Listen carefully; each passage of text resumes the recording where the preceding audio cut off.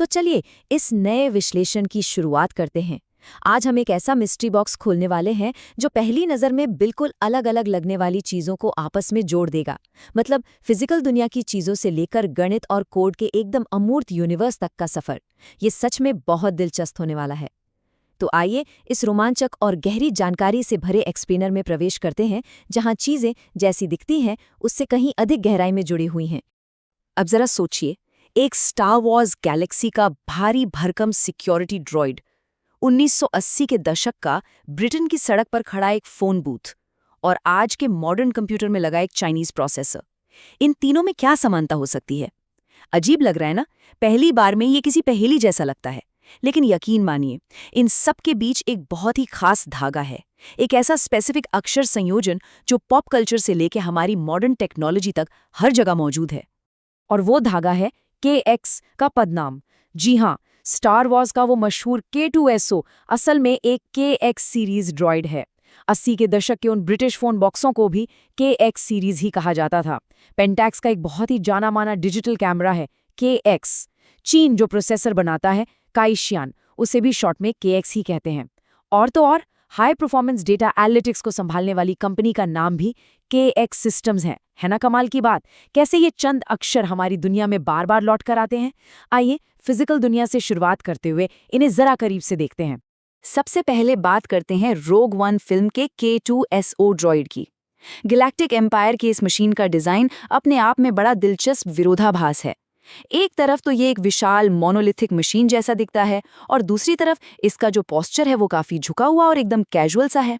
आपको पता है, एक्टर एलन ट्यूडिक ने इसे मोशन कैप्चर से प्ले किया था और इसके लिए उन्हें 13 इंच ऊंचे स्टिल्स पहनने पड़े थे। और हाँ, इसका वो व्यंग्यात्मक रवैया, वो हाजिर जवाबी, यही चीजें इसे एम्पायर की एक बोरिंग कठोर मशीन से अलग बनाकर एक यूनिक पर्सनालिटी देती हैं। फिजिकल दुनिया का एक और बेहतरीन उदाहरण है पेंटैक्स का KX डिजिटल SLR कैमरा। ये कैमरा अपनी हाई डायनामिक रेंज यानी HDR खूबी के लिए बहुत मशहूर हुआ था।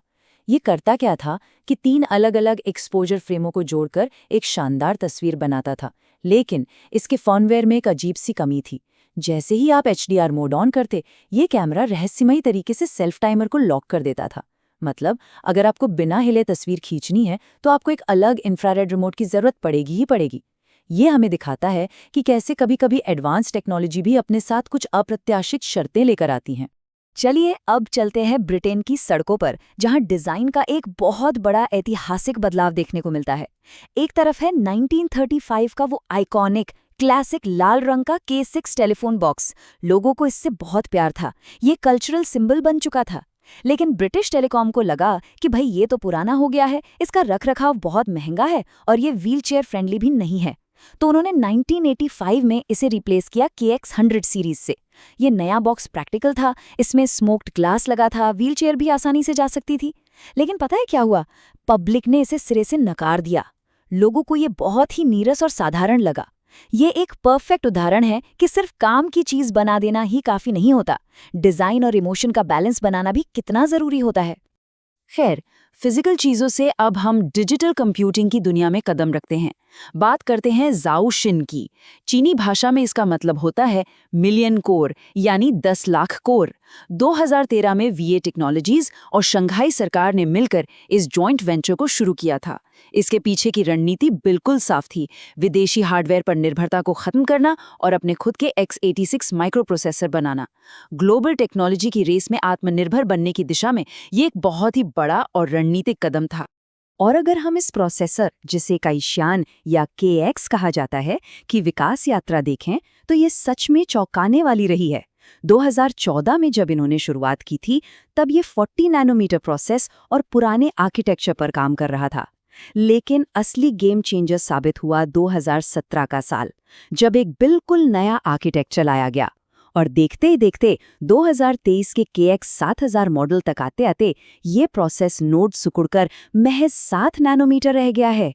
इसके साथ ही नया शीजीडाओ आर्किटेक्चर और DDR5 सपोर्ट भी आ गया। मतलब मॉडर्न कंप्यूटिंग की दुनिया में एक बहुत ही तगड़ी एंट्री। इस छलांग को जरा इस टेबल के परिप्रेक्ष्य में रखकर देखते हैं। KX 5000 के 28 नैनोमीटर से लेकर KX 7000 के 7 नैनोमीटर तक का ये सफर कोई छोटी मोटी बात नहीं है। हाँ, मैक्सिमम कोर की संख्या अभी भी 8 ही है, लेकिन परफॉर्मेंस में जो उछाल आया है वो गजब का है। टेक एनालिस्ट्स का मानना है कि KX7000 ने 2010 के दशक के अंत वाले इंटेल और AMD के मेन स्ट्रीम चिप्स के प्रदर्शन की लगभग बराबरी कर ली है। इससे साफ पता चलता है कि नई तकनीक कितनी तेजी से गैप कवर कर सकती है। हार्डवेयर की बात तो हो गई, अब सॉफ्टवेयर की ओर मुड़ते हैं और यहाँ भी हमें मिलता है KX सिस्टम्स। 1993 में आर्थर व्हिटनी ने इस कंपनी को शुरू किया था। मकसद था फाइनेंशियल मार्केट्स के उस भारी भरकम विशाल डेटा वॉल्यूम को एकदम रॉकेट की स्पीड से प्रोसेस करना।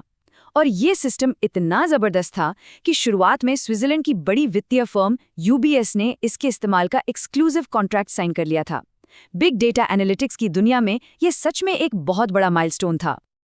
अब सवाल ये है कि इस KX सिस्टम्स के अंदर आखिर कौन सा जादू काम कर रहा था?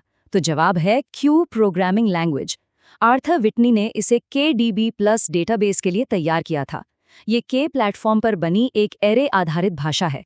इसे इस तरह से डिज़ाइन किया गया है कि चाहे डेटा का पहाड़ ही क्यों ना हो, ये उसे चुटकियों में प्रोसेस कर लेती है। और सबसे मज़ेदार बात यह है कि इसका कोड बहुत ही छोटा होता है और इसमें अंग्रेजी के आसान कीवर्ड्स इस्तेमाल होते हैं।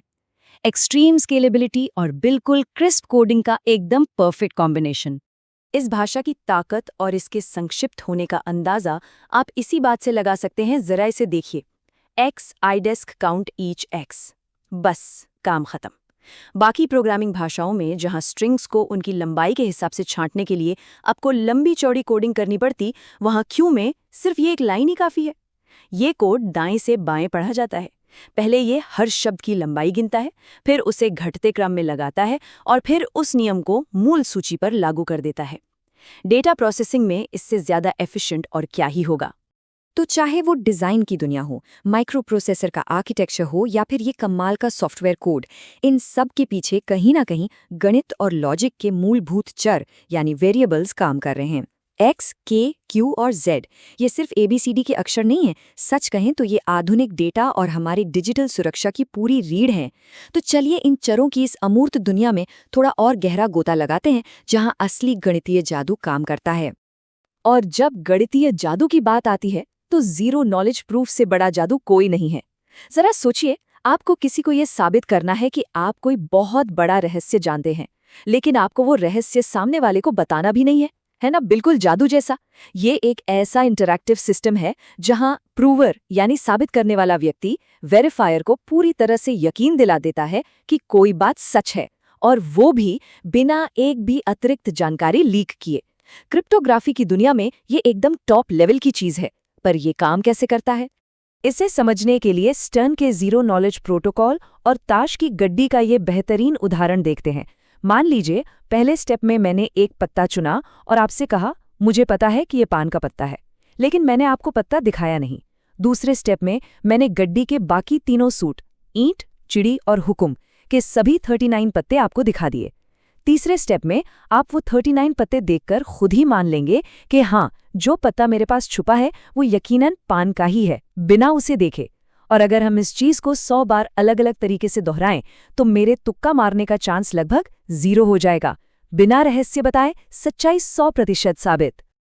ये ताश की गड्डी वाला उदाहरण तो बस समझने के लिए था, लेकिन असल दुनिया में स्टर्न का ये प्रोटोकॉल बेहद हाई लेवल क्रिप्टोग्राफी में काम आता है। इसे 3 move zero knowledge argument of knowledge या ZKOC कहते हैं। इसे 1996 में पेश किया गया था और इसका मुख्य काम कोडिंग थ्योरी की उन बेहद उलझी हुई सिंड्रोम डिकोडिंग समस्याओं को सुलझाना है। आज के समय में इसे लैटिस सेटिंग्स और एडवांस्ड एन्क्रिप्शन में यूज किया जाता है। आसान भाषा में कहें तो हमारी आज की डिजिटल सुरक्षा काफी हद तक इसी पर टिकी है। और इन सब जटिल प्रणालियों के मूल में क्या है? हमारा पुराना दोस्त अक्षर K। गणित की बड़ी बड़ी श्रृंखलाओं और समीकरणों को देखिए, K आपको हर जगह मिलेगा। यह अक्सर एक इंडेक्स या एक अज्ञात स्थिरांक के रूप में 0 से अनंत तक की यात्रा करता है। यह हमें याद दिलाता है कि कैसे ये एकदम छोटे छोटे बुनियादी चर हमारी इतनी बड़ी तार्किक और गणितीय प्रणालियों की नींव बनाते हैं। इनके बिना तो मॉडर्न एल्गोरिदम और इस डिजिटल दुनिया की कल्पना करना भी मुश्किल है। तो इन सारी कड़ियों को अगर हम जोड़ें तो तस्वीर बिल्कुल साफ हो जाती है। K हमेशा से एक अज्ञात स्थिरांक और क्लासिक डिजाइनों का प्रतीक रहा है, चाहे वो कैमरे हों या ड्रॉइड। एक्स का नाता हमेशा कुछ नया आजमाने, एडवांसमेंट और x86 प्रोसेसिंग जैसी चीज़ों से रहा है। क्यू का मतलब है सुपर फास्ट और एफिशिएंट डेटाबेस लॉजिक, और जेड जो है वो जीरो नॉलेज क्रिप्टोग्राफी के जरिए हमारे कल की डिजिटल सुरक्षा को सुनिश्चित कर रहा है। इन चंद अक्षरों ने फिजिकल डिज़ाइनों से लेकर हमारे अदृश्य कोड तक सब कुछ डिफाइन किया है। तो इस विश्लेषण को खत्म करते हुए एक बहुत ही दिलचस्प विचार के साथ आपको छोड़कर जाते हैं। अगली बार जब आपके सामने कोई बिल्कुल नया एडवांस्ड गैजेट आए, कोई सुपरफास्ट प्रोसेसर आए, या आप कोई पूरी तरह से सिक्योर डिजिटल पेमेंट करें, तो एक पल के लिए जरूर सोचिएगा कि इस पूरे सिस्टम के पीछे, पर्दे के पीछे कौन से वो अदृश्य चर और गणितीय तर्क हैं जो इस शो को चला रहे हैं। क्या वो के है, एक्स है, क्यू है या फिर जेड? हमारा ये एक्सप्लेनर यहीं पूरा होता है, लेकिन उम्मीद है कि अब आप अपने आसपास की तकनीक को एक बिल्कुल नए नजरिए से देखेंगे।